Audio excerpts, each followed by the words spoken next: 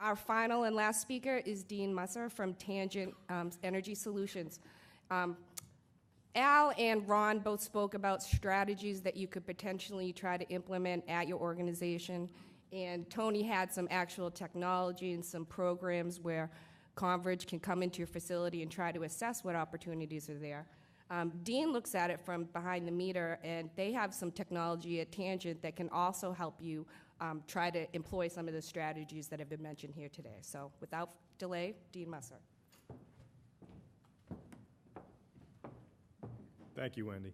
Well, first, I want to say Al said something that's very important here, and that is, and I'm not aware of the contract between, Hess or Direct and Power Options, but you're in a unique situation because most people that sign commodity deals in the marketplace sign them with restrictions.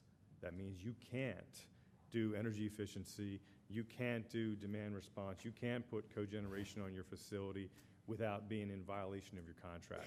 So the fact that you have a contract that has a great commodity price and you have the ability to affect your overall load profile and change that price is significant. Most people don't read the fine details of what's in the contract, so you're in a very fortunate situation. So I'm going to try to bring it all together a little bit and talk a little bit about the history, how we got here, and then what you can do as customers to kind of bring all these ideas together. Our belief is that there are many different tools out there in the new energy world that customers can use to empower themselves to affect their overall energy price. So we believe it's just a big toolkit, and you just got to figure out what tool is right for the job. So we talked a little bit earlier this morning about kind of the grid and how the grid affects your pricing. We talked transmission, you heard talk about distribution charges, generation, but there's another grid that you need to be aware of, and that's the grid behind the meter. That's the grid that you own. And that's an important factor in affecting your overall energy costs. So if you think about this, and this is a little bit of the history piece I want to talk about. 2004 timeframe, we had the advent of demand response. So that's, it was the first time that customers were really engaged in the process. And we like the bicycle analogy of the sprockets and the chain. Up until that point, it was utility sent you a bill, you paid the bill, not a lot of interaction. There were some utility curtailment programs, things of that nature, but really two separate entities on a transactional basis. 2004, what happened was, and it started here in New England, there was a problem with the peak. And the utilities and the energy industry couldn't react fast enough, but the customers could. And this was the advent of demand response, and it started in ISO New England, it moved to PJM, and it moved kind of across the country. And what really happened is, instead of having the peak on the utility side and the utility having to build plants or transmission to offset that peak, they pushed that responsibility over to the customer and said, if you can control your peak, you can help the overall grid. And that was the advent of demand response.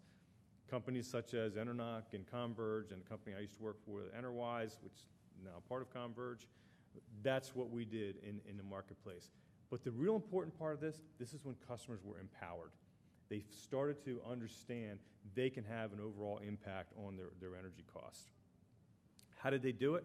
They used load management systems, they used distributed generation, and we used storage. And I'm going to talk a little bit about these three kind of buckets, if you will, and how customers have used these in the past.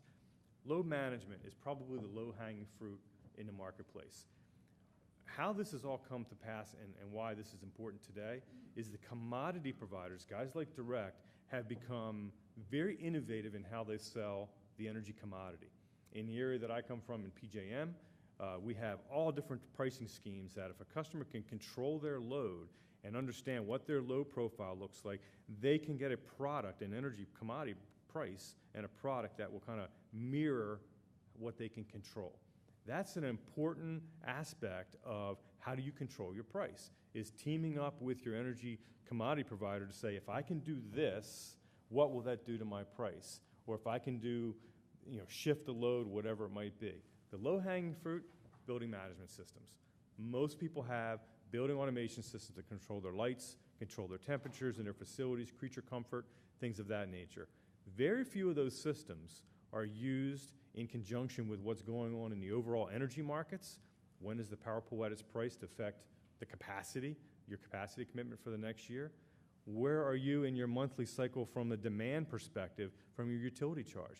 As the commodity prices are going down, distribution charges and what you heard, in the previous speakers is going up. And if any of those are based on your demand that month, you need to be aware of that as well. So it's taking those inputs, we always say, we want to be the brain, not the brawn. The Honeywell systems and the Johnson systems and Siemens, they're all out there controlling all these devices, but they need an input. And they need an input from either your commodity provider, folks like Tangent, the energy markets, whatever it might be, to say, I know the creature comfort needs to be here, but if you can do X right now, you're going to affect your overall energy cost structure in a lower fashion. And then overall, you'll be able to next year change your capacity commitment in the marketplace, which will lower your commodity price. So I would encourage everybody to look at their building management systems and say, yes, I have all these schedules that I'm using for creature comfort, preheating buildings, whatever it might be, but am I really tying them into what matters from an energy perspective? And you'll find that there's real opportunity there. Energy storage. Batteries and fuel cells, they're not quite there yet from a price perspective. Electric vehicles are, people are talking about using them as storage as well. But ice storage is pretty interesting. Our claim to fame at our previous life at Enterwise, and actually Convert still has quite a few of those customers, we took ice storage instead of saying, why are you making ice every day?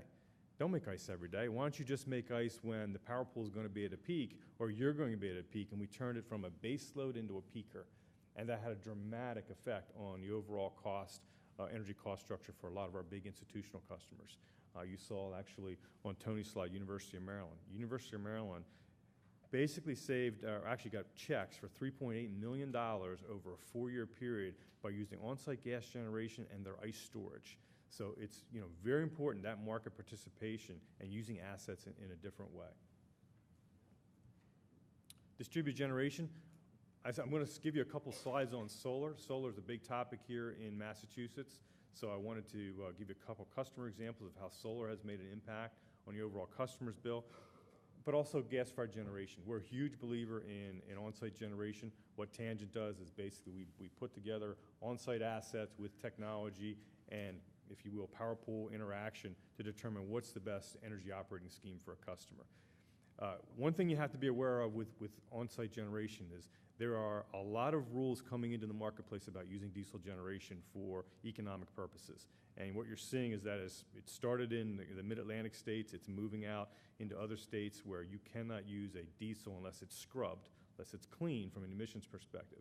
So an alternative for that is if you are going to build generation, I would encourage you to look at gas-fired generation. Both the cost is a little more upfront expensive, but from an emissions perspective and a use of that engine, you'll probably have more flexible ways to use that to affect your overall energy cost. It's all about optimization. I'm not going to get into this. The jelly, we kind of talked a little bit about this. All the jelly beans are kind of under the curve. That's your consumption, but you also have the peak. And I think Al talked about what the effects of the overall peak and the consumptions were on your bill. But I like this slide. This actually came from a company in PJM, a utility. It was Philadelphia Electric, PECO, right before they came off of their transition charge in 2008. Now, this is right before the economy crashed, so the rates are a little bit different. But when you talk about load factor, you hear this term load factor, and what does that mean? This is the chart that PECO used for their customers. If you were a nice flat load in the marketplace in 2008, you were going to get a price of basically 7.7 cents a kilowatt hour. If you had a load factor of 50%, and that's what your load profile looked like, it was 11.8%. If you had a terrible load factor, 10% load factor, which is the load factor is basically a relationship between your peak and your consumption, it was 27.5 cents. So load factor has a huge impact on what you pay for your commodity. And so, I would encourage you to interact with Direct as your supplier to figure out what is a better way for us to do this going forward, because it will have an impact on your overall price. Really, it's balancing supply and demand. That's what you're doing. You have a supply contract, and now you have ability on your site to control demand, and as you balance that, you will get a better overall energy cost structure. So I'm going to give you a couple examples of solar. Most people, because Massachusetts is a big initiative in solar, it's probably the third state in the nation from a leading perspective of solar initiative. Most people believe I put solar in. When the sun's out, I'm making money. When the sun's not out, I'm not making money. There's more to it than that. So if you think about solar and the peakiness of the sun going in and out of the clouds, You know, one of the issues is, if that's my load profile, these are 5 separate days here, this white, and I put solar in, I can clip the peak every day. Every day that the sun's out, I'm clipping the peak and I'm lowering my overall profile, except when the clouds come. When the clouds come, the peak goes right back up. If that peak happens to occur at a power pool peak or at your monthly demand peak, you've just offset all your savings that you had for that month. The solar, in a sense, was worthless from an overall peak perspective. However, what we've learned in demand response and with building automation system technology, we can apply technology that says, well, wait a minute, if for 4 days a week the sun's doing its job, but for that 5th day the sun's not working, it's not out, and it's not producing power, we're going to send a signal to your building automation system and say, I need for you to control your lights and control your chillers, control whatever load that you can, because I need to bring that peak back down. The bottom line is, you don't do it every day. You only do it at the peak. So 80% of the work is done by solar. The rest is done by the technology interface. So this is what we call active management of a solar array. So if you're thinking about solar, think about, okay, what do I do to mitigate my peak when solar's not available? And again, it would have a dramatic effect on your overall bill. I picked a small customer. Actually, it was one of our first customers we had in Tangent when we launched back in 2009. This site had a 97 kW facility from a peak perspective. We put solar in, and just with solar alone, it was about 100 kW of solar. It was an 82 kW peak for this facility with just solar, but by actively managing it, we dropped it down to a 67 kW peak. So for 3 years running now, this facility that was averaging between 97 and 120 kW has been clipped at 67 to a 70 kW for 3 years. That's had a dramatic effect on their overall commodity price because they've been able to flatten their load. And all it does is, all day long, it looks at solar output, looks at the power pool, and sends a signal to an Andover control system to adjust loads. Typically, it's about 20% overall savings for an energy customer. You heard from Al about, a big chunk of this is capacity savings. So what you can do to change your capacity commitment in the marketplace will have a dramatic effect on your overall bill. So I'm going to give you last 2 slides are examples. This is, again, a solar facility. We have a customer that's a manufacturing facility, small manufacturing. Their purchasing agent signed a commodity deal, didn't really understand what they were buying, and what they ended up buying is a big block of power, and then anything above that they paid spot market price. Well, they had no way to control spot market price. So what do? Turns out their load profile, which Al showed you a couple typical load profiles, matched up very well with solar. So we put 300 kW of solar in what's called a PPA. You'll hear about that from the Sun Edison guys later today. And with that, when solar's not available, we send a signal to their industrial process to change, this is a battery manufacturer, change how they're using their rectifiers to charge batteries. And what we did is it's a $500,000 savings for them over the 10-year life of the contract. So we've given them a way to, if you will, mitigate their risk in buying spot market, but overall, it's a $500,000 savings to them over the 10-year period.